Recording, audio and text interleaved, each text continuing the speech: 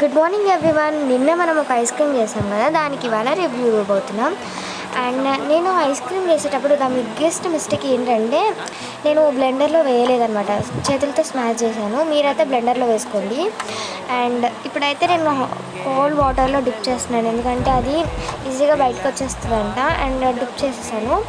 And అదే మనం పుల్లనైతే స్ట్రైట్గా పడితే అది క్రాస్ అయిపోయింది, ఏం చేస్తాం. అండ్ ఇప్పుడు నేను టేస్ట్ చేస్తున్నాను. టేస్ట్ బాగానే ఉంది. అండ్ నేను చేసిన మిస్టేక్ ఏంటంటే చెప్పాను కదా, గ్రైండర్లో వేయలేదు. మీరైతే గ్రైండర్లోనే వేసుకోండి. అండ్ దీనికి నేను ఇచ్చే రేటింగ్ వచ్చేసి 10/10, ఎందుకంటే no artificial colours, no heavy sugar, no chemicals కాబట్టి. అండ్ మీరు ఎంత రేటింగ్ ఇస్తారో కామెంట్ చేయండి. అండ్ నిన్న వీడియో ఎవరైనా చూడకపోతే మన ఛానల్లో ఉంటుంది, చూసేయండి.